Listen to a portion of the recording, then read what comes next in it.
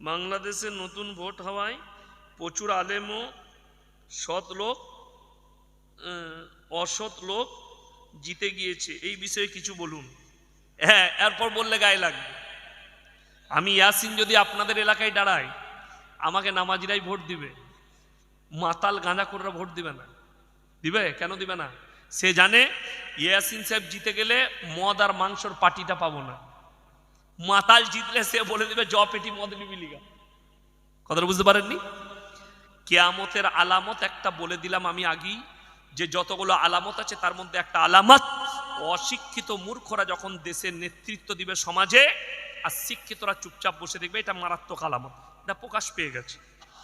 বাংলাদেশের নতুন প্রধানমন্ত্রী হলেন তারেক রহমান। আলহামদুলিল্লাহ, আল্লাহ তাকে জিতিয়েছে এবং মানুষ তাকে ভোট দিয়ে জিতিয়েছে। আমি চাইব বাংলাদেশ যেন শান্তির সঙ্গে চলে, সুষ্ঠুভাবে চলে, এবং খাস করে আমার দোয়া ভারতের সাথে যেন সুসম্পর্ক হয়, ভারতের সাথে যেন এদের সুসম্পর্ক হয়, এই দোয়া রইল। এবং সরকারকে অনুরোধ যে আপনি দেশকে শান্তির সঙ্গে চালান। আমাদের দোয়া আপনার জন্যে। আপনার মা যান চলে গেছেন, তারেক রহমান ভাইয়ের মা, উনি দুনিয়া ছেড়ে চলে গেছেন, খালেদা জিয়া। আল্লাহ উনার সমস্ত জীবনিক পাপকে ক্ষমা করে আল্লাহ উনাকে জান্নাত নসিব করুক, বলুন আমিন। আর তারেক রহমান ভাইকে আমার আন্তরিক শুভেচ্ছা, ভালোবাসা, এবং যেন ভারতের সাথে সুসম্পর্ক হয় সেই দিকে খেয়াল অবশ্যই রাখবেন। রমজান মাসে স্ত্রী সহবাস করা যাবে কি? কি পাগলের কি আছে? প্রশ্ন হতেই পারে, পাগলের কি আছে? রমজান মাসে স্ত্রী সহবাস করা যাবে কি, এই বিষয়ে ইসলামের বিধান কি? আমরা অনেকে মনে করি, বিশেষ করে আমাদের অনেক মা বোনেরা, রমজান মাস এলে স্বামীকে বলে কাছে শোয়া যাবে না, দূরে শো। খেপি মৌলবি দিকে জিজ্ঞেস কর, আমরা তো বউকে জড়িয়ে ধরে শুই, অসুবিধা কি আছে? না না, শোয়াতে কোনো বাধা নেই। ইসলামী শরিয়া যেটা বলছে, আপনি সেহরি খাওয়ার পরে সিয়াম অবস্থায়, মানে রোজা আছেন, এই অবস্থায় স্ত্রী মিলন করা যাবে না। আপনার ইফতারি হয়ে গেল, রাত্রে তারাবি হয়ে গেল, সেহরির আগে পর্যন্ত স্ত্রী মিলামিশাতে কোনো রকমের বাধা শরীয়তে নাই। আপনি মিলামিশা করবেন, সেহরির আগে ফরজ গোসল করে নিয়ে সেহরি খাবেন। আর যদি কেউ দেখে যে আমার টাইম হয়ে গেছে, চোখ লেগে গিয়েছিল, তখন উজু করে সেহরি খাবে, গোসল করে নিবে, তারপরে ফজরের নামাজ পড়বে। কথা বুঝে এলো? ওই জন্যে যেমন আরো অনেকে মনে করেন যে রমজান মাসে রোজা অবস্থায় কেউ ভালোবেসে স্ত্রীর কপালে চুম্বন করে, গালে চুমু দেয়, এগুলো খাওয়া যাবে না। ভুল কথা। আপনি চুমো খেতে পাবেন, চুমো খেলে রোজা ভাঙবে না। ভাঙার যতগুলো শর্ত আছে, চুমু খাওয়াটা তার মধ্যে নেই। যেটা মারাত্মক সেটা হচ্ছে মিলামিশা করা রোজা অবস্থায়, ওটা চলবে না, ওটা নিষেধ। 21, 22, 21, 23, 25, 27, 29 এই 5 রাতের ভিতরে কদরের রাত কোনটি? আমাদের দেশের লোক 27-এর রাতে ঝামেলা করে না? 27-এর রাতে আমি চ্যালেঞ্জ ছুড়ে বললাম, পৃথিবীর কোনো বাপের বেটা মৌলবি এটাই বলতে পারবে না যে 27-এর রাতটাই সবে কদরের রাত। যদি ওইটাই হয় তাহলে তো মাতালু পেরিয়ে যাবে। আমাদের দেশে এমনও লোক আছে, আমি আমার বর্ধমান জেলার কথা বলছি, সারা মাস রোজা রাখে না, ও খালি 27-এর রাতে রোজা রেখে 5 কেজি সীতাভোগ আর 5 কেজি মিহিদানা কিনে মসজিদে চলে গেছে। আমাদের বর্তমানে সীতাভোগ মিহিদানা বিখ্যাত, কিনে নিয়ে চলে গেছে, যে মুয়াজ্জিনকে দিয়েছে, হুজুর নামাজে পড়ে বিলি দিবেন, জান্নাতে যাবে। ওই 27-এর রাতে নামাজ পড়ে দিয়েছে। কোরআন খুলেন, ইন্না আনজালনাহু ফি লাইলাতুল কদর ওয়া মা আদরাকা মা লাইলাতুল কদর লাইলাতুল কদরি খায়রুম মিন আলফি শাহর। হে নবী বলে দাও, আমি এমন একটি রাত্রি দান করেছি যে রাত্রি ইবাদত করলে 1000 মাস অপেক্ষা বেশি নেকি পাবে। 1000 মাসেরও বেশি অপেক্ষা তোমরা বেশি নেকি পাবে। জোরে বলুন সুবহানাল্লাহ। কিন্তু ওই রাতকে আল্লাহ গোপন করেছেন, 1000 মাসের বেশি হলে, আর যদি রাতটা 27-এর হতো, তাহলে আমরা বলে দিতাম ও নামাজ ফামাজ পড়তে হবে না, খালি 27-এর রাতে পড়লেই হবে। বলতাম না মূল লুকানো বলি। বেশিরভাগ মুফাসসিরিনরা বলেছেন যে তোমরা বিজোর রাত্রিগুলো ইবাদত করো, খুঁজো 21, 23, 25, 27, 29, এই 5টা রাত্রি ইবাদত করবেন। সকলে জোরে বলুন ইনশাল্লাহ। 5টা রাত্রি 21, 23, 25, 27, 29, এই 5টা রাত্রি ইবাদত করেন, নামাজ পড়েন। নামাজ কেমন পড়বেন এইটা এখন বিষয়। আমাদের দেশের মায়েরা ও বলছে আমি 100 রাকাত নামাজ পড়ব। এই শবে বরাতের দিনে একজন মা ফোন করেছে, হুজুর শবে বরাতের রাতের গোসলটা কি? আমি বললাম তুই গিয়ে দীঘায় ডুব মেরে আয়। আমি জানি না কেন ওই গোসলটা হচ্ছে ওর দাদির হাদিস আর নানির হাদিস, কোরআন হাদিস নয়। শবে বরাতের আবার কোথায় গোসল পেলে? যেমন স্যাম্পেল গোসল করি ওই গোসল। তোমার ফরজ গোসলের প্রয়োজন হলে করবে, আর ফরজ গোসলের প্রয়োজন না হলে করবে না। কে বুঝাবে এদিক? যেমন আমাদের দেশের ছেলেরা এমনি নামাজ পড়ে না। 2 24 পরগনা, মুর্শিদাবাদ, হাওড়া, হুগলি, মেদিনীপুর, নদিয়া, 24 পরগনা। শবে বরাতের রাতে কিছু গুটকাখোর ঘুরে বেড়ায় সারা রাত বাইক নিয়ে, সারা বছর নামাজ নাই। ও শবে বরাতের রাতে 100 রাকাত পড়ে জান্নাতে যাবে। ও ঝাঁটা জুতো খাবে, ঝাঁটা জুতো কবরে গিয়ে। কি করবি? শবে বরাতের রাতে চাচার নামাজটা কবুল হবে তোর লয়, যে 365 দিন নামাজ পড়ে। তুমি জীবনে একদিন নেই ও বলছে আমি নফল পড়ে জান্নাতে যাবো। আচ্ছা বলুন তো, একটা ছেলে স্কুলে কোনো পরীক্ষা দেয়নি, সে শুধু 2টো হাতি করে নিয়ে চলে গেছে কর্মশিক্ষা, হাতের কাজ, সে পাস করে যাবে তো নাকি? কোনো পরীক্ষা নাই, খালি হাতের কাজ। আপনার কাছে ফেরেশতারা জিজ্ঞেস করবে ফরজ নামাজ বলে ওটা খালি পড়তে পারিনি, রোজা বলে ওটা খালি রাখতে পারিনি, তবে বলে শবে বরাতটা ফাটিয়ে দিয়েছি। আপনি দেখুন না তাকিয়ে মুসলিমদের, আমাদের দেশে অমুসলিম ভাইরা দেওয়ালিতে বোম ফাটায় না? ফাটায়। আমাদের দেশে শবে বরাতে কিছু লোক বোম ফাটাচ্ছে। দাদরা দাদিরা পুতাদের হাতে টাকা দিয়ে দিচ্ছে, যা বোম ফাটাকা। গায়ে মনে হচ্ছে যেন চলছে, যুদ্ধ চলছে। পুলিশরাও ফেড়ে পড়ে গেছে। এ পার্টির মারামারি না শবে বরাতের মারামারি? ঝামেলার শেষ নাই। কেউ বলে দেখতো হাদিসে কোথায় বোম ফাটানো আছে শবে বরাতে? নাই। কার? ওর বাপ দাদর আমল, আর দাদির হাদিস, ওর নানির হাদিস। বোম ফাটা শবে বরাতে গোটা ঘরে মোমবাতি জ্বালাচ্ছে। কেন? বলে তোর দাদু এলে হোঁজটকে, তার কবরে কি হচ্ছে তা ঠিক নাই, তোর হালুয়া রুটি খেতে হবে। কে বুঝাবে এদিকে? দুঃখের বিষয় কেউ বলছে আরে ইয়াসিন সাহেব বলেছে হালুয়া রুটি খাওয়া হারাম। কোথায় বলেছি দেখান তো? কে বললে হালুয়া রুটি? আমি নিজে হালুয়া রুটি খাই। কে বলে খাই না? আমি বোম্বেতে গেলে মাহিমে যাই স্পেশাল করে হালুয়ার পরাঠা খেতে। মাহিম, সেখানে খিচড়া পাওয়া যায়, হালুয়ার পরাঠা, আর সেখানে বাবা ফালুদা পাওয়া যায়। আমি স্পেশাল করে গাড়ি ভাড়া করে খেতে যাই ওখানে।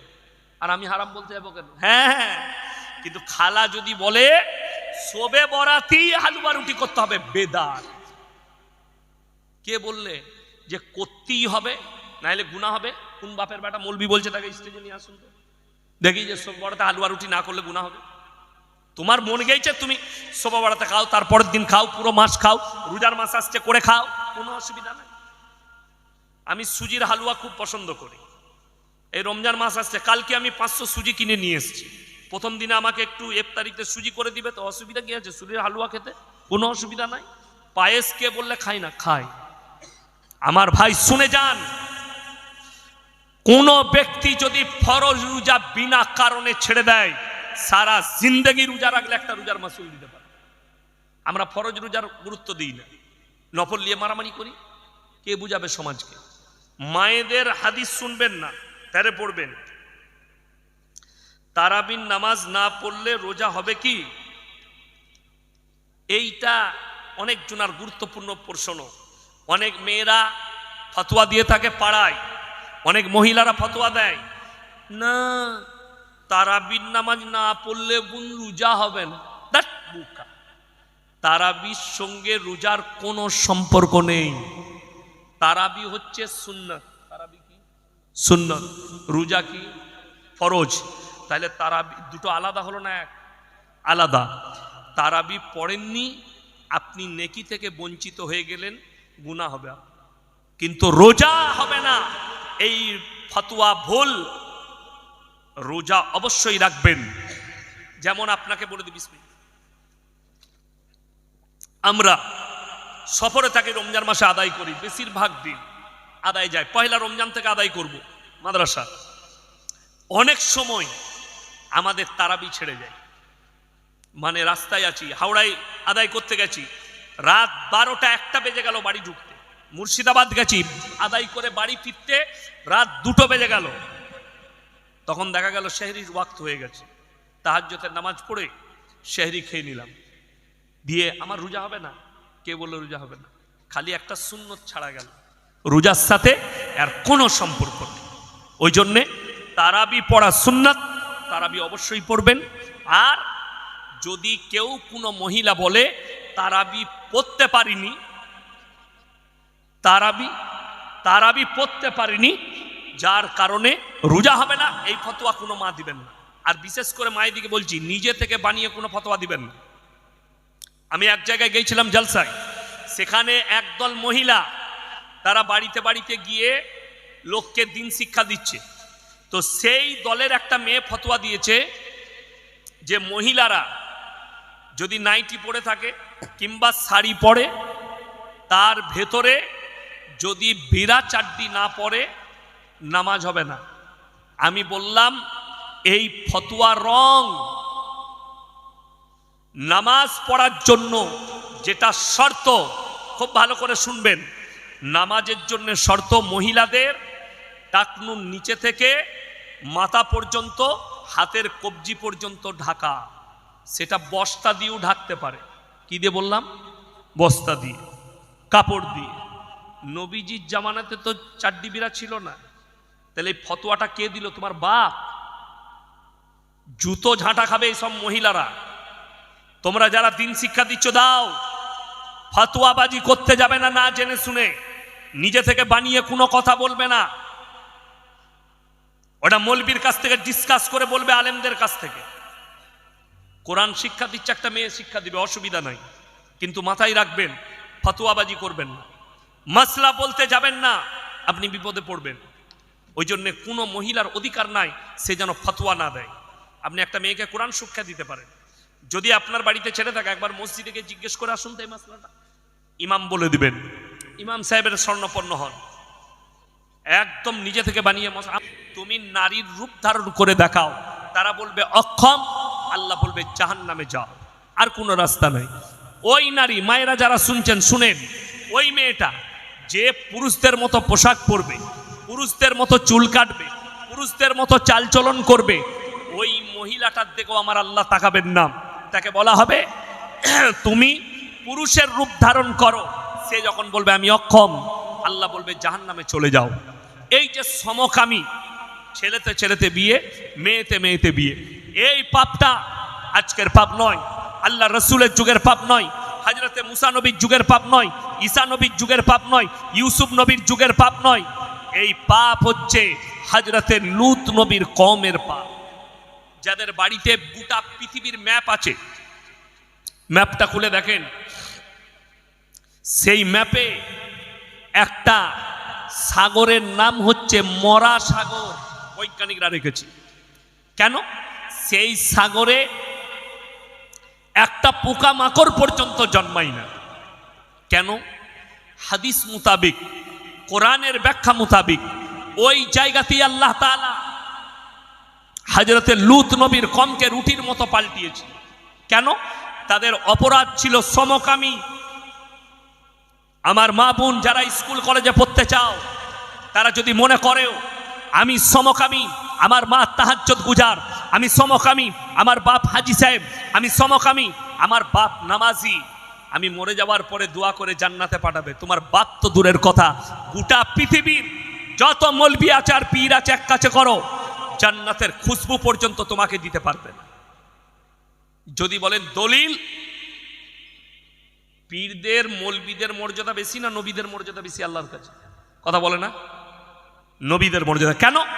নবীরা মাসুম, নবীরা জান্নাতি। শুনে রেখে দেন, কোরআনে আল্লাহ লাকির টেনে দিয়েছেন। কি টেনেছেন? লকির।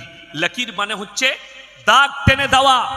হে আমার মুহাম্মদ সাল্লাল্লাহু আলাইহি সাল্লাম নবী, তুমি পৃথিবীর মানুষকে শুনিয়ে দাও, দুজন পৃথিবীতে নবী, সেই দুজন নবীর বিবিকে জাহান্নামে দেব, তারা নবী হওয়ার পরেও আটকাতে পারবে না। কজন নবী বললাম বাবা? দুজন। কে কে? এক নম্বর হচ্ছে লূত নবী, দুই নম্বর হচ্ছে নূহ নবী। এই দুজনের বিবি জাহান্নামে যাবে, কোরআনে আছে। দারাবাল্লাহু মাসালাল লিল্লাযীনা কাফারু ইমরাআতা নূহিন ওয়া ইমরাআতা লূত কানাতা তাহতা আবদাইনি মিন ইবাদিনা সালিহাইনি ফাকানাতাহুমা ফালাম ইউগনি আনহুমা মিনাল্লাহি শাইয়্যা ওয়া কিলা আদখুলান নার মা'আদ দাখিলিন। দুজন উলুল আযম নবী, নূহ নবী আর লূত নবী। হে নবী, এই দুজনের বিবিকে জাহান্নামে দেব, এরা নবী হওয়ার পরেও আটকাতে পারবে না। এটা আমি লাকির টেনে দিলাম, আমি আল্লাহ। এটা তোমার উম্মত উম্মতিকে শুনিয়ে দাও, যেন এই রকম পাপে তারা না লিপ্ত হয়। তাদের পাপ কি ছিল? লূত নবীর বিবির মারাত্মক 4টা পাপ। যারা মা বোন আমার জালসা শুনছেন, যারা শুনেন, তারা শুনে যান। আজকে যদি চোখ খোলা থাকে, দিলের কানটা খোলা থাকে, শুনে যান। আখরি জামানায় দুটো কারণে বেশিরভাগ মহিলা জাহান্নামে যাবে। একটা কারণ হচ্ছে বেপর্দা, 2 নম্বর হচ্ছে স্বামীর অবাধ্যতা। 2 নম্বর কি বললাম? স্বামীর অবাধ্যতা। হযরতে লূত নবীর বিবি 1 নম্বর অপরাধ ছিল আল্লাহকে অবিশ্বাস করা। 2 নম্বর অপরাধ নবীকে অবিশ্বাস করা। 3 নম্বর অপরাধ স্বামীর অবাধ্যতা করা। 4 নম্বর অপরাধ হচ্ছে সমকামিতে লিপ্ত হওয়া। আমার বাপ দাদু যা করেছে আমিও তাই করি। এই অপরাধের কারণে, 4টা অপরাধের কারণে তাকে জাহান্নামে যেতে হবে। আর আখরি জামানায়, এই শেষ জামানায়, 2টো কারণে বেশিরভাগ মহিলা জাহান্নামে যাবে। 1 বেপর্দা, 2 হচ্ছে স্বামীর অবাধ্যতা। এখন অনেক মা বোন বলবেন, স্বামীকে কেমন খিদমত করতে হবে? আমি তোমাকে বেশি কিছু শোনাবো না। তুমি যে মুহাম্মদ সাল্লাল্লাহু আলাইহি সাল্লামকে যদি বিশ্বাস করো, আল্লাহ নবী সাল্লাল্লাহু আলাইহি সাল্লাম, আপনার চোখ দিয়ে পানি আসবে। রাত্রে যখন নামাজের পাটিতে তাহাজ্জুদে কাঁদতেন, প্রত্যেক দিন হযরতে খাদিজাতুল কুবরা রাদিয়াল্লাহু তাআলা আনহার জন্য তিনি দোয়া করতেন, আল্লাহ আমার খাদিজাকে তুমি জান্নাত দিও, আমার খাদিজার যদি এতটুকু ভুল ত্রুটি থাকে আল্লাহ ক্ষমা করে দিও। এই দোয়া নবীজি করতেন।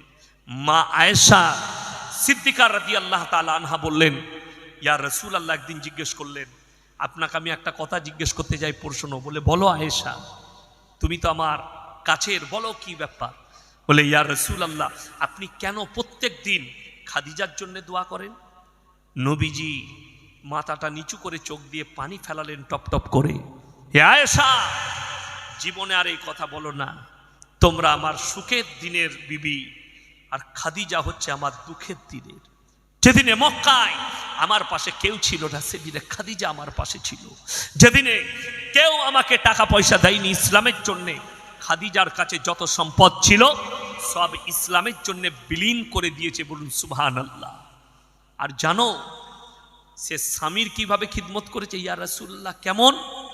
আল্লাহর রসুল চোখের পানি ফেলাতে লাগলেন, হে আয়েশা, আমি যত রাত্রিতে বাড়ি এসেছি ইসলামের প্রচার করে, আমি খালি একবার বলেছি খাদিজা, দরজা খুলে গেছে। আমি খাদিজাকে একদিন জিজ্ঞেস করলাম, খাদিজা, তোমার নাম না নেওয়া মাত্র দরজা খুলে যায়, কি ব্যাপার? খাদিজা বলেছিল, ইয়া রাসূলুল্লাহ, আপনি রাহমাতুল লিল আলামিন, বিশ্বের শ্রেষ্ঠ পয়গম্বর। একদিকে আমার স্বামী, তো একদিকে আল্লাহর নবী। আমি রাত্রে ঘুমাই না, দরজায় পিঠ লাগিয়ে বসে থাকি, জেগে থাকি, আল্লাহর জিকিরে মশগুল থাকি। আমার স্বামী বিশ্বের নবী কখন এসে ডাক দিবে, আমি যদি ঘুমিয়ে যাই, উঠতে দেরি হয়ে গেলে ইয়া রাসূলুল্লাহ বেয়াদবি হয়ে যাবে। আয়েশা বললেন, ইয়া রাসূলুল্লাহ, আমি আর জীবনে কোনোদিন আপনাকে খাদিজার জন্য প্রশ্ন করব না, খাদিজার সমতুল্য কেউ হবে না। আমার মায়েরা শুনে নাও, স্বামী যদি বাড়িতে আসে, সমস্ত কাজ ফেলে স্বামীর খিদমতে নিযুক্ত হতে হবে। পানিটা দেবো, সাবানটা দেবো, একটু পায়ে তেল দিয়ে দেবো, আপনাকে খানা দিয়ে দেবো। আমাদের মায়েদের স্টাইল আলাদা। আপনি মাঠ থেকে এসে যদি বলেন, কই গো একটু পানি দাও তো, ও ঢেলে খেলাম রাখা আছে, দেখতে পাওনি? ঠিক বললাম না ভুল বললাম? দিয়ে এই মা বলছে আমি নামাজ পড়ে জান্নাতে যাব। তোমার কাছে স্বামীর গুরুত্ব নাই, তুমি নামাজ পড়ে কি করবে? আল্লাহ রসুল, মা খাদিজা, ভেবে দেখো তাদের খিদমত। আমার বন্ধুগণ, আমার ভাই, যারা আমার স্কুল কলেজের ছেলে মেয়ে আছো, তারা কান খুলে শোনো, এই দুজন নবীর বিবিকে আল্লাহ জাহান্নামে দেবেন। লূত নবীর বিবি সমকামিতে লিপ্ত, আল্লাহ জাহান্নামী ঘোষণা করে দিয়েছে। আর তোমার বাপ নামাজ পড়ে বলে তোমাকে জান্নাতে নিয়ে যাবে, তুমি সমকামী থাকবে, আর খুশবুটাও পাবে না, জাহান্নামে যাবে। এইগুলো হচ্ছে বর্বরতার যুগের পাপ। আপনি অবাক হবেন শুনলে। যারা আমার স্কুল কলেজের মাস্টার আছেন, বর্বরতার যুগের পাপগুলো কিভাবে মডেলিং হয়ে এসছে লেখে নিয়ে যান, কালকে স্কুলে গিয়ে বইটা মিলিয়ে নেবেন। আমি ইয়াসিন বলে গেলাম, আমরা যখন বইয়ে পড়েছি ইতিহাসের পাতায় আদিম যুগের ঘটনা পড়েছেন না পড়েননি? যদি না পড়ে থাকেন গুগলে সার্চ করুন। পৃথিবীর মানুষ সভ্যতার প্রথম পোশাকের নাম হচ্ছে গাছের ছাল, গাছের পাতা আর পশুর চামড়া। গুগলে সার্চ করুন, পেয়ে যাবে। আমি খালি মুখে বলে দেন ইতিহাস পড়ে, আপনি গুগলে সার্চ করুন। আপনার বাড়িতে ইতিহাস থাকলে পড়ে নেবেন, কোনো ইতিহাসের মাস্টারকে জিজ্ঞেস করবেন, পৃথিবীতে প্রথম পোশাক পশুর চামড়া আর গাছের ছাল আর গাছের পাতা। মানুষ ন্যাংটো ঘুরে বেড়াতো, কারা বলছে? এ হারামখোররাই বলছে, ইতিহাসবিদরা। তারপরে মানুষ কাপড় পরতে শিখলো, তারপরে মানুষ ঢাকতে শিখলো, সভ্যতা খুঁজে পেল। এখন বোঝা যাচ্ছে এদের কথা মোতাবিক ঢেকে নেওয়ার নাম হচ্ছে সভ্যতা, কাপড় পরার নাম হচ্ছে সভ্যতা। আর এখনকার কিছু হারাম করবে বেরিয়েছে, বলছে ন্যাংটো হওয়ার নাম সভ্যতা। কথাটা বুঝতে পারেননি? যে মেয়েটা যত ন্যাংটো হবে সে মেয়েটা তত বেশি ভাইরাল। কথাটা বুঝতে পারেননি? এখন তো অনেক মুসলিম মেয়ে, মুসলমানদের মেয়ে রিলস বানাচ্ছে, রিলস দেখেছেন মোবাইলে, রাস্তায় গিয়ে নাচছে।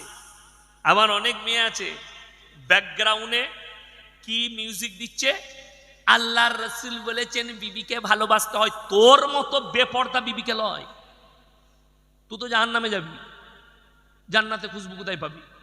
অনেকজন মনে মনে ভাবছেন তো ইসলামে পর্দার এতটা গুরুত্ব। কোরআনে আছে ওয়াদরিব খুমুরিহিন্না আলা জুনুবিহিন, হে নারী পর্দা নির্ধারিত করো, তোমরা কোনোদিন ধর্ষিতা হবে না। আমি একটা মিডিয়াওয়ালাকে দেখলাম দিল্লির, যদিও সে নিজেকে মুসলমান বলে, রুবিকা লিয়াকত না, সে একটা কোনো জায়গায় তর্ক করতে গিয়ে বলছে যে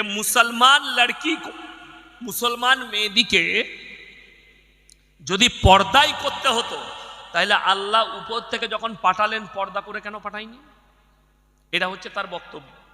তাকে আমি এখনো পাইনি, পেলে বলতাম তুমি যখন দুনিয়াতে এসছো, আমরা এসছি ন্যাংটো এসছি না কাপড় পরে? কথা বলে না? ন্যাংটো তো। তাকে জিজ্ঞেস করুন, তোকে তো উপরওয়ালা ন্যাংটো পাঠাইছে, কাপড় পরছিস কেন? ন্যাংটো ঘুরে বেড়া, नंगे घूमो, दिल्ली वाले को मजा आएगा, तुम नंगी घूमोगी। तो বড় কষ্ট লাগে, এরা তো ওটাই চায়। আচ্ছা বলুন, ডাক্তারের কাছে আপনি যান, ডাক্তার ওষুধ মরার লেগে দেয় না বাঁচার লেগে? কথা বলে না? বাঁচার জন্যে। আমি গেলাম, স্যার আমার জ্বর এসছে। ডাক্তার দেখলে ওরে বাপরে 110 জ্বর, চলো তাড়াতাড়ি প্যারাসিটামল 650 একটা দিয়ে দাও, একটা গ্যাসের ট্যাবলেট দিয়ে দাও, তাড়াতাড়ি এটা খান, তারপরে আরো আমি অ্যান্টিবায়োটিক দিচ্ছি জ্বরটা ভালো হবার জন্য। তাইলে জানবেন একটা মহিলাকে ভালোবাসতে গেলে তার শরীর খুলতে হবে না ঢাকতে হবে? কথা বলে না? কথা বলে না? ঢাকতে হবে। আপনার বিটিকে ন্যাংটো করার নাম সভ্যতা লয়, বিটিকে ঢেকে দেওয়ার নাম সভ্যতা। তাহলে এদিকে কে বলবে? একটা ফিল্মের পোস্টার দেখুন, মোবাইলে দেখবেন আর কৃষ্ণনগর বাজারে দেখুন, নায়ক নায়িকা আর ভিলেন তিনজনের ছবি থাকে। নায়কের ফুল হাত শার্ট, ফুল প্যান্ট, আর নায়িকাটা অর্ধ উলঙ্গ ড্রেস পরে আছে। এরা বলছে নারী মর্যাদার কথা। যারা মুখেতে নারী মর্যাদার কথা বলেছিল, যারা পর্দার বিরোধিতা করছে, ওই হারামখোররাই সবই প্রেসিডেন্ট ফাইলে নাম এসছে। যারা পর্দার বিরোধিতা করেছে, আর এক মালকে দেখলাম আমাদের দেশের মাস্টাররা স্কুলে দেখায়, তোমাদিকে এর মতো বৈজ্ঞানিক হতে হবে, মালটা টেরা বেকা সব। প্যারালাইসিস মাল, সেও যেত ইফেস্টেনের কাছে। কি বললেন? বড় বৈজ্ঞানিক। এখন একটা কথা শুনে যান, সূর্যটা পশ্চিম দিকে উঠে না পূব দিকে? কথা বলে না? পূব দিকে উঠে। জানেন পশ্চিম দিকে কখন সূর্য উঠবে? কিয়ামতের আলামতের মধ্যে একটা আলামত, পশ্চিম দিকে সূর্য উঠে গেলে মানুষের আর কোনো আমল আল্লাহর বারগাহে কবুল হবে না, আমলের দরজা বন্ধ, আর পরে হিসেব। কথাটা বুঝতে পেরেছেন? পূব দিকে সূর্য উঠে, তাইলে পূব দিকে সূর্য উঠলে আলোটা পূবেতে আগে পড়বে, সূর্যটা ডুবে কোথায়? পশ্চিমে। তাইলে ওটা অন্ধকার জগৎ, বর্বরতার জগৎ। যারা শিক্ষিত জ্ঞানী গুণী আছেন শুনে যান, যারা আমাদেরকে মাদ্রাসা ছাপ বলো, যারা আমাদেরকে বলছো এরা মাদ্রাসা ছাপ, এরা পর্দার কথা বলে, এরা মেয়েদিকে ঢেকে দিতে চাইছে, মেয়েদিকে মর্যাদা দেয় না, তাদের কাছে পশ্চিমী দুনিয়ার কাছে প্রযুক্তি আছে, নাসা আছে, তাদের কাছে টেকনোলজি আছে, তাদের কাছে দুনিয়া আছে, পরকাল নাই। আল্লাহর কসম, আমাদের কাছে দুনিয়াও আছে, পরকালও আছে। কোন মৌলবি আজ পর্যন্ত আমরা বলেছি যে মসজিদে নামাজ পড়তে ঢুকে আর বেরোনো যাবে না? কথা বলে না? কোন মৌলবি বলেছে মসজিদে নামাজ পড়তে ঢুকে আর বেরোনো যাবে না? যদি কেউ বলে থাকে জানবেন সেটা অশিক্ষিত মূর্খ, তার কাছে ইলম নাই, কোরআন হাদিসের জ্ঞান নেই, যে মসজিদে ঢুকে গেলে আর বেরোতে নেই। কোরআন বলেছে সূরা জুমআ, ইয়া আইয়ুহাল্লাযীনা আমানু ইযা নুদিয়া লিস-সালাতি মিন ইয়াউমিল জুমআ ফাসাউ ইলা যিকরিল্লাহি ওয়া যারুল বাই যালিকুম খায়রুল লাকুম ইন কুনতুম তা'লামুন। হে ঈমানদার ব্যক্তিরা, তোমাদেরকে যখন জুম্মার জন্য ডাক দেওয়া হয়, বেচা কিনা বন্ধ করে দাও, ব্যবসা বাণিজ্য বন্ধ করো, খেতিবাড়ি বন্ধ করো, আর আল্লাহর ঘরের দিকে ধাবিত হও, ছুটে চলে এসো নামাজের জন্য। নামাজ হয়ে গেল, পরের আয়াতে আল্লাহ কি বলছেন শুনেলেন? এটা হলো দিন, পরকাল। নামাজটা কি হলো? কিসের জন্য নামাজ হয়? পরকালের আমল। এরপর আল্লাহ দুনিয়ার জন্য কি বললেন শুনেলেন? ফাইদা কুদিয়াতিস সালাতু ফান্তাশিরু ফিল আরদি ওয়াবতাগু মিন ফাদলিল্লাহ ওয়াজকুরুল্লাহা কাসীরান লাআল্লাকুম তুফলিহুন। হে নবী বলে দাও, আবার যখন নামাজ হয়ে যাবে তোমরা হালাল রুজির সন্ধানে পৃথিবীর বুকে ছড়িয়ে পড়ো। কোরআনে অপর জায়গায় আছে, ইয়া আইয়ুহাল্লাযীনা আমানুর কাউ ওয়াসজুদু ওয়াবুদু রাব্বাকুম ওয়াফআলুল খায়রা লাআল্লাকুম তুফলিহুন। হে ঈমানদার ব্যক্তিরা, তোমরা আমার সামনে রুকু করো, সিজদা করো, আমি আল্লাহ কামিয়াবির রাস্তা তোমাদেরকে দেখিয়ে দেবো। জোরে বলুন সুবহানাল্লাহ। আমার ভাই, ফজরের নামাজ হবে, হালাল রুজির সন্ধানে বেরিয়ে পড়ুন। কে বলেছে ব্যবসা করতে মানা করেছে? কে বললে রুজির সন্ধান করতে মানা? কে বলেছে খেতিবাড়ি করতে না? আমরা বলেছি দুনিয়া দিন দুটোই, পরকাল দুনিয়া। দুনিয়ায় বাঁচতে গেলে হালাল রুজি খাও, হালাল রুজি সঞ্চয় করো, এটাও হচ্ছে একটা ইবাদত।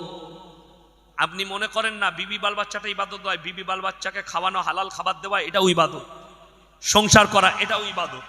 আমার বন্ধুগণ, ওই জন্যে মা বোনের দিকে পর্দায় নিয়ে আসবো। জোরে বলুন ইনশাআল্লাহ। কোনো বেঈমান কাফেরের কথাই কান দেবেন না। নানি ভালোবেসে নাম রাখছে বর্ষা, যা বুঝা করগা। মৌলী সাহেব ইমাম সাহেব কি করবে? ওর নানি নাম রাখবে, ওর থেকে বড় মুফতি কেউ আছে নাকি? ও নাম রেখেছে। আমি অনেক দিন আগে, 6 বছর আগে একটা বিয়ে পড়াতে গেছি, তাকে জিজ্ঞেস করছি তোর নামটা বল, ভালো নাম কি? উনি যে জানেন না, বড় ভাইকে জিজ্ঞেস করে, ভাই আমার ভালো নামটা কি রে? ও বলছে আমি জানি না। আমি বলি তোর খারাপটাই বল। বলছে পুটু। আমি ওই নামই বিয়ে পড়ি দে। এখন 5,001 টাকা দেলমোহরের বড়তে এইসে পরিবর্তে পুটিকে বিয়ে করতে রাজি আছে। বুঝে কর কি বলে? তো তার নামটা এসআইরে আসবে না, তা কারা আসবে? দাদি একটা নাম, নানি একটা নাম, সমাজ একটা নাম রেখেছে, সমাজ নাম তার পাল্টি দিয়েছে। তার নাম আব্দুর রহমান, তাকে আবু বলে ডাকছে। ঠিক বললাম না ভুল বললাম? তার নাম রহিম, তাকে রহি বলে ডাকছে। ভালো নামটা বলতে এদের মুখে ব্যথা। দাদি কেন নাম রাখবে? নানি কেন নাম রাখবে? ভালোবেসে দাদি নাম রাখছে ফুলটুসি। যা বুঝে কর দিয়ে নানি আর একটা নাম রেখে দিয়ে খুঁজে বেড়ার পর কোন নামটা দেবো স্কুলে। দিয়ে খুঁজে পাচ্ছেন।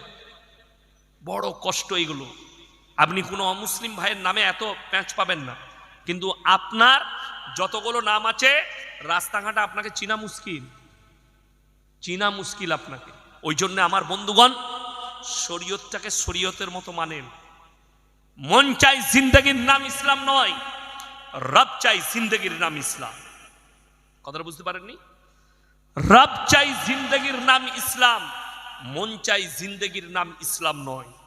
আপনি যদি মনে করেন আমার মন মতো চলবো, আপনি ইসলামে থাকতে পারবেন। আর যারা মনে করছেন নামাজ, রোজা, কলমা, হজ, যাকাত এর মধ্যে ইসলাম, না, এর মধ্যে সীমিত নয়। পায়ের নখ থেকে মাথা পর্যন্ত পরিপূর্ণ জীবন ব্যবস্থার নাম হচ্ছে ইসলাম, যেটা গোটাটাই নবীজি সাল্লাল্লাহু আলাইহি সাল্লামের আদর্শ মোতাবিক হবে, কোরআন হাদিস মোতাবিক হবে চলাফেরাটা। আপনি জানেন, একটা মুসলিম সে যদি পরিপূর্ণভাবে রসুলের আদর্শে আর কোরআন মোতাবিক চলে, আপনার কাছ থেকে পৃথিবীর কেউ কষ্ট পাবে না। নাম্বার 1 কোরআনে আছে। আমি বক্তব্য লাস্টের দিকে যাচ্ছি, আমার পরে আজিজুল ভাই আসবে। চলে এসছে তো আজিজুল ভাই? চলে এসছে, এখনই আসবে আমার ভাই। লাস্টের দিকে যাচ্ছি, কোরআনে আছে। যারা আমার হিন্দু, মুসলিম, দলিত, আদিবাসী যারা আমার বক্তব্য শুনছেন, সবাই শুনে যান। কোরআনে আছে, কোনো মানুষ যদি কোনো মানুষকে অন্যায়ভাবে হত্যা করে, সে যেন গোটা মানব জাতিকে হত্যা করে দিল। তাহলে বোঝা যাচ্ছে আল্লাহ কেউ কি হত্যা করার অনুমতি দেয়নি। নাম্বার 2, তোমরা কোনো মানুষ যদি কোনো মানুষের উপকার করে, সে যেন গোটা মানব জাতির উপকার করলো। আমার ভাই, আচ্ছা ঠিক আছে, বলে দিচ্ছি তো। আমি অনেক দিন আগে, আমি যখন জলসা করে যাই, আমার এলাকার হোটেলে দাঁড়িয়ে একটা হোটেলে চা খেতাম। একটা লোহারদের ছেলে, তার নাম হচ্ছে বাবু লোহার, সে আমাকে চা দিত। তাকে আমি একদিন জিজ্ঞেস করলাম, ক টাকা বেতন পাও? বললে, স্যার আমি 100 টাকা পাই। আমি বললাম, মাত্র 100? কটা ডিউটি? বলে, সন্ধ্যে 6টা থেকে সকাল 6টা। আমি বলে, এত কম বেতন? বলে, আমার বাবা অসুস্থ, আমার মা অসুস্থ, আমার একটা বোনের বিয়ে দিতে হবে। আমরা কত দূর পড়াশোনা করেছো? বলে, স্যার আমি বিএ পাস। আমি কষ্ট পেলাম, আমার থেকেও বেশি পড়াশোনা, তুমি আমার চা বোয়াচ্ছ। আমরা ভালো কাজ করবে? বলে, স্যার কোথায়? আমরা মুম্বাই যাও, 15,000 টাকা বেতন পাবে, খালি সুতো কাটবে বসে ইজ্জতের সঙ্গে, খাওয়া দাওয়া ফ্রি। বলে, স্যার আপনি পাঠিয়ে দেন। তাকে পাঠিয়েছি, আমার মনেও ছিল না। 4-5 বছর ছিল সেখানে, কাজ করেছে, তার বোনের বিয়ে হয়ে গেছে। আমি এই কবে মুম্বাই গিয়েছিলাম, জানুয়ারিতে, আমার কাছে ফোন এসছে ওই ছেলেটা। আমি তার গলা শুনে বুঝতে পেরেছি। আমি বলে, রে বাবু বলছিস? হ্যাঁ স্যার আমি বলছি। কোথায় আছিস? বলে, পুরুলিয়া ডিস্ট্রিক্টে একটা আশ্রমে কাজ করি স্যার। আমি বললাম, আমাকে মনে আছে? বলছে, স্যার আপনাকে মৃত্যুকাল পর্যন্ত ভুলতে পারবো না, আপনি যে আমার উপকার করেছেন। আমি বললাম, ওর বদলা আমাকে আল্লাহ দিবে। আমি তার ধর্ম দেখিনি, তার জাত দেখিনি। কেন? আল্লাহ রসুলের হাদিস, তোমার বাড়ির পাশে কে বসবাস করছে দেখো না, সে হিন্দু হোক, সে দলিত হোক, সে আদিবাসী হোক, সে খ্রিস্টান হোক, ক্ষুধার্ত হলে খাবার দাও, বস্ত্রহীন হলে বস্ত্র দাও, বিপদে পড়লে পাশে দাও। দেখো না কোন জাতির। কলকাতায় ফেলেমিন হসপিটাল আছে, ফেলেমিন হসপিটাল। একবারই তপসিয়ায় আমার বন্ধু সেখানে একটা ফ্লোরে থাকে, মুমতাজ ভাই, রায়না থানায় বাড়ি, বর্ধমান। আমার বুদবুদে, আমার এলাকায় বুদবুদ থানায় একটা ভদ্র মহিলা তার নার্সিংহোমে কাজ করে, তার মেয়ের বিয়ে। আমাকে হঠাৎ রাত্রে ফোন করছে, স্যার ইয়াসিন ভাই, ওর আমার এখানে কাজ করে, ওর মেয়ের বিয়ে বুদবুদে, তো আপনি একটু ওর মাংসের ব্যবস্থা করে দেন না, ওর এক আত্মীয় দেবো বলেছিল, এখন বলছে সে ফোনই তুলছে না। আমি বললাম, কতটা মাংস লাগবে? 50 কিলো। আমি বললাম, সকালে তার বাড়িতে পৌঁছে যাবে, নম্বর দিয়ে দেন। আমি জিজ্ঞেস করিনি তার ধর্মটা কি, জিজ্ঞেস করিনি তার জাতটা কি। এটাই আমার রসুল শিক্ষা দিয়েছেন। রাস্তায় যদি কেউ কি বিপদে দেখো, তার পাশে দাঁড়াও, তার ধর্ম নয়, সে যেই হোক, তার পাশে দাঁড়িয়ে উদ্ধার করো। এইটাই তো ইসলাম। তাহলে যে ইসলাম, যে নবীজি বলে গেল যে ক্ষুধার্তকে খাবার দাও, বস্ত্রহীনকে বস্ত্র দাও, বিপদে পড়লে পাশে দাঁড়াও, তাহলে কোনো নেমক হারাম, কোনো অশিক্ষিত মূর্খ বলছে ইসলাম লোককে মার্ডার করতে বলেছে অন্য ধর্মের মানুষকে, আর তার কথা আপনারা মেনে নিচ্ছেন? তার বাপের হিম্মত হয়নি। আমাদের সাথে বসো। 100টা মৌলবি ইনভাইট করেছে, 100টা মৌলবি। আমি নিজে ইনভাইট করেছি। যে আপনার থানায় আপনি বসতে চাইলে আপনি বসুন, আপনি প্রশাসনকে ঠিক করুন, থানায় বসবো। লোক আপনার বেশি থাকবে, আমার কম থাকবে। আমার 50টা ইউটিউবার থাকবে, তোমার 50টা চ্যানেলওয়ালা থাকবে। ডাইরেক্ট কথা হবে। তুমি বলেছ 27টা শয়তান মেলে কোরআন লিখেছে, আর আমি প্রমাণ করাবো যে না, এটা খুদ আল্লাহ তাআলা অবতীর্ণ করেছেন। এবং নবীজি সাল্লাল্লাহু আলাইহি সাল্লাম, তার কাছে ওহী আসতো, পাশে সাহাবীরা বসে লিখতেন। এটাকে যিনি একত্রিত করেছেন কোনো শয়তানে নয়, তোমার মতো ইবলিসের বাচ্চা নয়, তোমার মতো হারামের আওলাদ নয়, তিনি হচ্ছেন হযরতে উসমান গনি রাদিয়াল্লাহু তাআলা আনহু। তিনি একত্রিত করেছেন সাহাবীদের কাছ থেকে নিয়ে। তাইলে বসো, উনি বসতে পারছেন না, জানি না কেন। তাহলে আমি বলেছি আপনি প্রমাণ দিয়ে দিলে আমি সনাতন ধর্ম কবুল করে নেব, আর না পারলে তোমাকে আমি যা খাওয়াবো সেটা তোমাকে খেতে হবে। এবং কি খাওয়াবো তুমি চিন্তা করো, ভুনা ভুনা খাইয়ে দেবো আমি, তুমি বুঝে নিবে। ওই জন্য কেউ কি গালি দিও না। আমি প্রায় জলসাই বলি, কারু দেবদেবীকে গালি দিবেন না, কারু ধর্মকে গালি দিবেন না। একজন হিন্দু ভাই যদি নবীকে গালি দেয়, তার জন্য গোটা কমিউনিটি দায়ী নয়, গোটা হিন্দু জগৎ ভাইরা দায়ী নয়। ইসলাম এটা শিক্ষা দেয়নি। একজন অপরাধী হলে সবাই অপরাধী। আমাদের দেশে অনেক লোক আছে, এই নামাজ পড়তে যাও না, নামাজ পড়ে কি করব? মসজিদে গেলে মুসল্লিরা জুতো চুরি করে, এই নামাজিরা জুতো চোর। চোর নামাজি সেজে যায়। নামাজি কখনো মুসল্লি কখনো চোর হতে পারে না। অরিজিনাল যারা নামাজি তারা চোর নয়। অবাক হবেন, গেইছে ছিঁড়া জুতো পরে জুম্মার দিন, আর বেরিয়ে আসছে নতুন জুতো পরে। তুমি কি বললে পাড়ায় পাড়ায় কি হয়? মেয়েদের জিকির হয়।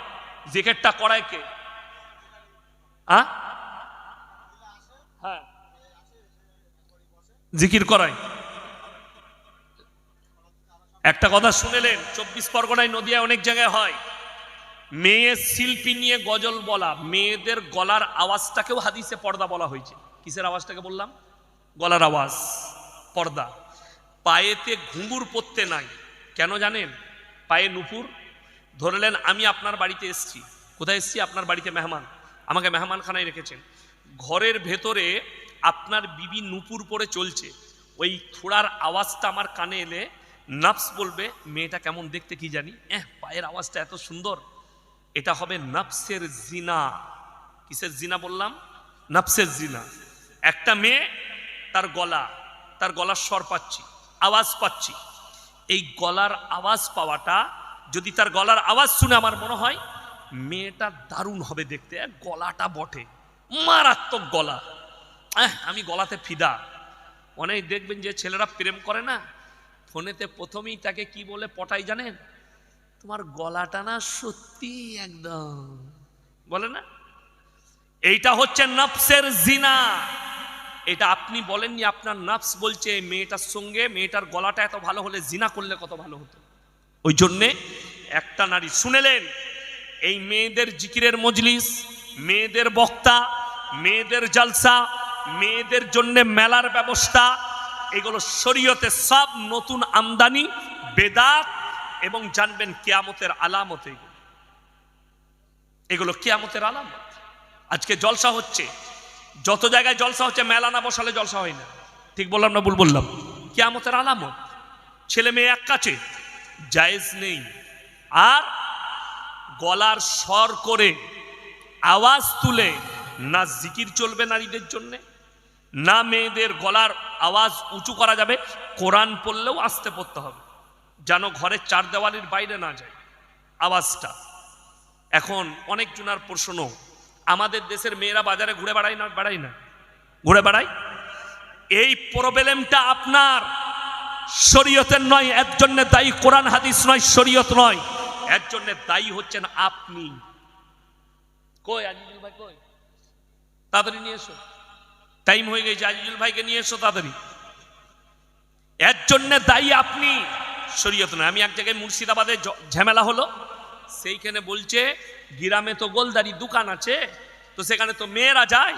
আমি বললাম তোমার বউ যায়, এটা তোমার প্রবলেম, এটা শরীয়তের প্রবলেম নেই। মেয়েরা বাড়ির বাইরে 3টা কারণ ছাড়া বাইরে যেতে পাবে না। নাম্বার 1, যদি তার শরীর অসুস্থ হয়, পর্দার সহিত ডাক্তারের কাছে যাবে। নাম্বার 2, কাছের আত্মীয় মারা গেলে পর্দার সহিত যেতে পাবে। নাম্বার 3, হজ ফরজ হলে হজ করতে যেতে পাবে, যার সঙ্গে বিবাহ হারাম তার সঙ্গে, স্বামী যদি না থাকে, যার সঙ্গে বিবাহ হারাম তার সঙ্গে হজ করতে যাবে। এই 3টে কারণ ছাড়া কোনো বাপের বেটা মলবি এটা দেখাতে পারবে না। বাজারে যাওয়া, ছেলে মেয়ে এক কাছে চাকরি করা, ছেলে মেয়ে এক কাছে পড়া, একসাথে ঘোরা, একসাথে উঠা বসা করা, পৃথিবীর কেউ দেখাতে পারবে না। আমি 4 দিন আগে মুর্শিদাবাদের রেজিনগর থেকে ঢুকে অনেকটা ভেতরে ছিলাম এক জায়গায় জলসায়। আমার কাছে এরকম একটা প্রশ্ন এলো। প্রশ্ন কি লিখেছে, আমাদের ইমাম সাহেব বাড়ি বাড়ি গিয়ে মেয়েদিকে পড়ায়, মনে ওই ইমামের পেছনে নামাজ হবে না, ওকে তাড়াতে হবে গ্রাম থেকে তাড়াতাড়ি। ইমাম সাহেব কারো বাড়িতে যাবে, এটা শরীয়ত সম্মত নয়। ইমাম মসজিদে থাকবে, আপনার মাসলার প্রয়োজন পুরুষকে পাঠাবেন। আপনি জিজ্ঞেস করুন তো, ইমাম সাহেব আপনার, আমি ইয়াসিন, আমি আপনার বইয়ের সাথে গল্প করছি, আপনি যদি আমার বাড়িতে যান আমার বইয়ের সাথে গল্প করতে দেবো? তখন আমি আপনাকে বলছি না, আমার ঘরে পর্দার ব্যাপার আছে, আমার বইয়ের সঙ্গে দেখা করতে পাবে না। আচ্ছা, তুমি ইয়াসিন সাহেবের বইয়ের সাথে দেখা করতে পাবে না, তোমার বইয়ের সাথে আমি কি করে গল্প করতে পাবো? সেটা তুমি প্রশ্ন করবে না মৌলবীকে? খুব সাবধান।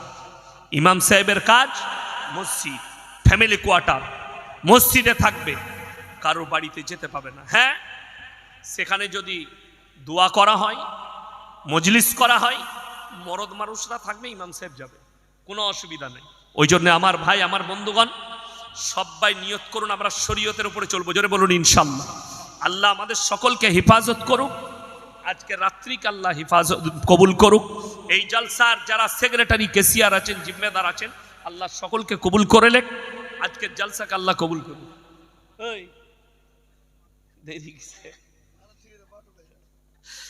সবাই দরুদ শরীফ পড়ুন, আল্লাহুম্মা সাল্লি আলা। খেয়েছেন? বাবু মাইকটা নিয়ে এসো।